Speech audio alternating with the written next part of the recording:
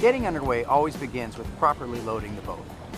The captain is responsible for every aspect of onboard safety, so take this as seriously as your other duties. If the boat is wet from dew or rain, be sure to dry all walking surfaces before the crew boards to prevent slippage. You'll also have a better day if your first mate doesn't sit on a wet seat. Whenever possible, hand the gear to someone in the boat. Trying to board with your hands full can cause you to lose your balance. Not a good way to start your day. When it's time to load your crew, make sure they step in carefully, one at a time, with you standing by to lend a helping hand to anyone who needs it. If it's a small boat, step in as near to the center as possible. Okay. Do not step onto the gunnel, as this may cause the boat to tip and you could lose your balance. Never allow anyone, kids included, to jump from the dock into the boat. Be aware of the conditions. If the waves rock the boat, you'll need extra care while loading and boarding because of uncertain footing. Another common sense item, always wear soft-soled or boating shoes. Hard soles have no grip on slippery surfaces and can damage your upholstery. Some shoes designed for boating have special siped soles that help grip wet or slippery decks. You may have noticed that this family had their life preservers on before boarding. Though it's not necessarily the law, it's always a good idea to wear PFDs whenever you're on the water. Whether you wear them or not, they have to be in the boat and readily accessible. I can't stress this enough. Check all state and local regulations before launching. The rules will vary from state to state, county to county, and even lake to lake. So be prepared. You can easily access this information by searching the internet for boating regulations specific to your area. Think you're ready? One last thing before leaving the dock. We refer to it as a float plan, which simply means to let someone like a friend or relative know what your plans are. This is especially important on large bodies of water where it may be easy to get lost or stranded. Let them know where you're headed and what time you plan to get back. Then don't forget to inform them when you return. If you're not back by a certain time, they can alert the authorities to begin a search. It's a simple measure to help prevent you from spending an uncomfortable night on the lake if something goes wrong. For an extended voyage, we recommend you use the U.S. Coast Guard Auxiliary's Float Plan form, which can be downloaded at www.floatplancentral.org. Consult your owner's manual for more information on proper seating. For proper seating, refer to the seating diagram in your boat if it has one. Read and follow all seating instructions, warning labels, and placards to ensure the safety of your passengers. Some boats are equipped with raised seats for fishing. While these seats are great for fishing, they are not approved for or safe for seating when running. This is extremely important. Fishing seats should never be used when the boat is underway or powered by anything other than the electric trolling motor. This goes for raised gunnels, decks, or platforms as well. Sitting anywhere other than an approved seat could cause the person to be thrown overboard and be injured or drowned. Everyone must be in an approved seat before leaving the dock. Got it? Do it again if you need to. Everyone in an approved seat before leaving the dock. Remember, we're not trying to overload you with information. We want you to have a wonderful day on the water, and of course, that includes being safe. Once everyone has a safe seat and the weight has been evenly distributed around the boat, it's safe to leave the dock. By evenly distributed, I mean you should not be too heavy on one side or have too much weight in the bow or stern that could cause handling problems later. When you're ready to leave the dock, check for other traffic, make sure the path is clear, and ease away at idle speed. Never put the boat in gear if there are swimmers nearby. Depending on the wind and current, it may be easier to back away from the dock. Angle the engine away from the dock and then put it in reverse. Continue in reverse until you have sufficient room to maneuver. Remember that when in forward, the boat will pivot around the bow, so allow lots of room for a turn. If you're truly an inexperienced boater, it's best to take someone knowledgeable with you to help you with the basics of docking and maneuvering. A boat operates very differently from a car and is affected by winds and currents as well. So learning different techniques in different conditions is important to safe and trouble-free boating.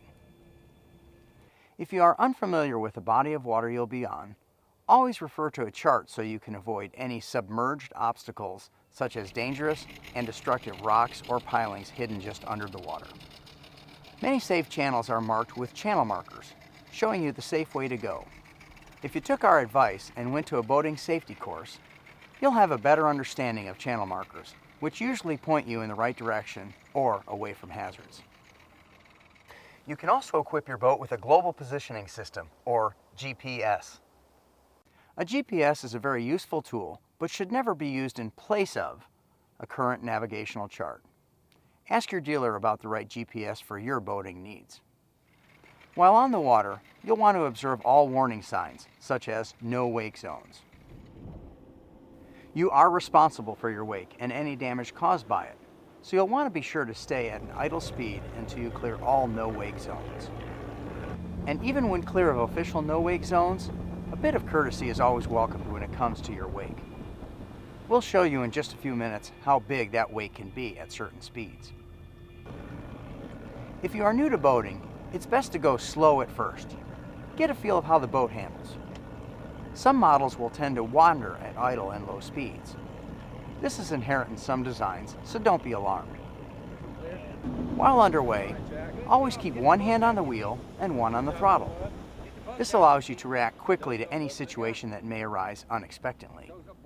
Here's some information about the mystery trim switch. Make sure your trim is all the way down before increasing speed. This will allow the boat to plane quicker. At higher speeds, too little up trim can cause the boat to plow, making steering more difficult and negatively affecting fuel efficiency. If the trim is too high when you first increase speed, the bow will rise more, making it hard to see ahead. This also creates a huge wake. If the trim is way too high, you'll cause the propeller to cavitate or blow out. If you don't cavitate or blow out, you may get into a porpoising situation where the boat bounces, sometimes violently. It may take a little practice, but if you slowly increase the trim when you're on a plane, you'll feel what we call the sweet spot, where the trim is just right. That's also the point when the steering becomes easier and no longer pulls to one side. If you're uneasy about the trim and how to use it, ask a knowledgeable buddy to give you a lesson, or you can consult your tracker dealer. It's really not too hard to master, but it can be confusing at first. When you're comfortable with the trim all the way down, slowly increase your speed, always looking around for other traffic that could be on an intercepting course. When, and only when you're comfortable, increase to a planing speed by applying full throttle until the boat planes, then reduce the throttle to a comfortable speed. Add a little up trim and get a feel for it. But if you are at all uneasy with this, slow back down until you're ready. The comfortable cruising range for most boats will be between 3,000 and 4,000 RPMs. Cruising speed is a perfect time to get comfortable with the trim switch. You'll be able to use the trim and feel the effect it has on the hull. There's a sweet spot for every hull at different trim and speed combinations. You'll know it when you find it. If you run too slow, the bow will ride too high. You'll be making a large wake and burning more gas. Operating at full throttle can be dangerous and burns a lot more fuel than running in the mid-range. We can't be in the boat with you, so it has to be your judgment as to when you're ready for advanced speed and maneuvering. Use common sense. Once again, you are the captain. Everyone's safety is in your hands. Look around occasionally to make sure everyone is remaining in their seats. No one should be standing, leaning over the side, or dangling hands or feet over the side. It's very important to remember that a boat has no brakes. Practice stopping a few times so you'll have a feel of how much distance it takes to actually stop. The normal procedure is to bring the throttle all the way back to idle speed and trim the motor completely down. Put the shifter into neutral. Then, when the boat has slowed to walking speed, you can shift to reverse to completely stop your forward motion. Never shift from forward to reverse until the boat has completely slowed. This could result in serious damage to the engine and the lower unit, and possibly injure a passenger with a sudden stop. Operating in rough water presents a few challenges for safe and comfortable boating. Most boats provide the best ride when they meet waves bow first or on one of the bow quarters. You must always be aware of the conditions that could affect your passengers. When you encounter rough water, warn the passengers and slow the boat to a comfortable crossing speed.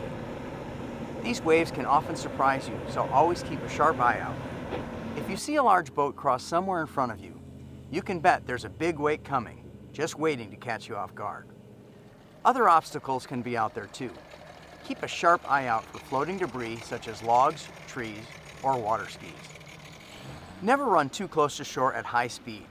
You can find all kinds of hidden dangers just waiting to damage your boat or injure a passenger. It's that common sense thing that I keep mentioning. You can also learn to read the water. Look at the bank to get an indication of the depth of the water. A gradual sloping bank will generally indicate shallow water, while a steep bank or cliff will generally indicate deeper water. Most major waterways have a system of channels designated with navigational markers. Learn the system for the waters where you boat and you'll find it helpful for staying in deep water. The markers are usually numbered, and these numbers show on nautical charts and on GPS navigational screens, helping you keep track of your location. Markers are also color-coded red or green to designate which side of the marker you should be on. This can be a little confusing, particularly around the confluence of two or more waterways. So again, check the chart or the GPS.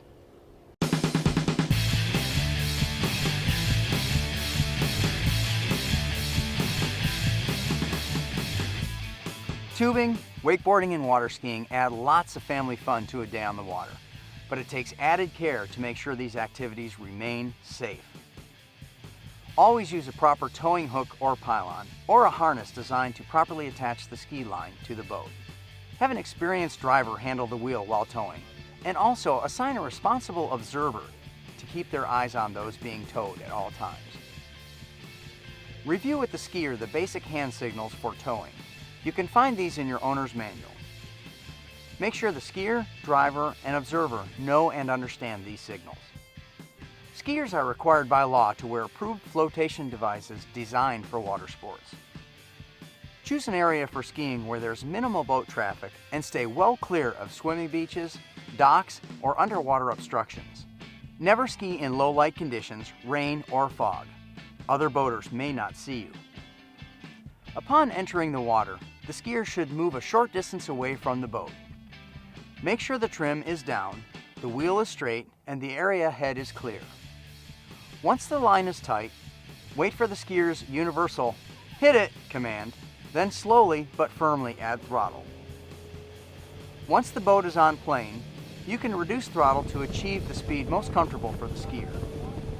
Be aware that the force exerted on the tow line may affect the steering somewhat, particularly on smaller boats. Keep skiers at least 100 feet away from other boats, shorelines, or obstructions at all times. In some states, anytime a skier is in the water, the towboat is required to raise a ski flag, cautioning other boats in the area to look out for a skier in the water. Be sure to check your local regulations. If a fallen skier sees traffic close by, he should raise his ski high out of the water and wave it to alert the driver of his location. With the observer keeping an eye on the skier, the driver should make a smooth but quick return for the pickup. Approach the skier in the water at idle speed, always on the driver's side, going to neutral and turning the engine off as you get close. Never back up to a skier or swimmer in the water. Also, keep an eye on the ski line to make sure it stays clear of the prop and does not wrap around the skier. We all hate to see a good day on the water come to an end, but at some point, we need to head for home. Time to test your docking skills. Here are some good tips to follow when returning to the dock. Slow down to idle speed while you're still well clear. This prevents your wake from causing problems for other boaters already tied up. It also reduces your momentum, making it easier to maneuver for a soft landing. In preparation for docking, have a crewman ready with dock lines attached to cleats on the bow and stern. Take note of traffic as well as wind and current. You'll need to adjust your approach and throttle setting accordingly. Slow down well in advance to minimize your wake and achieve a more manageable speed. Caution your passengers to keep hands and feet inside the boat while approaching the dock to avoid injury. To dock parallel, if possible, approach into the wind or current, whichever is stronger, at a 45-degree angle to the dock at idle speed. When the bow is within a few feet of the dock, turn the wheel away from the dock to bring the stern in close.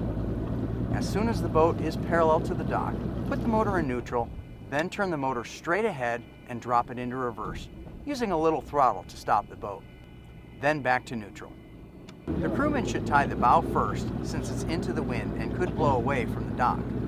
Then tie the stern. Don't turn the engine off until your boat is secured. You can adjust this technique based on wind and current. Now, docking, particularly with added variables, is no easy feat, and improperly handled can cause damage to your crew, your equipment, and your pride. Practice maneuvering when you can in open water, away from obstructions, and by all means with a more experienced captain to learn the finer points.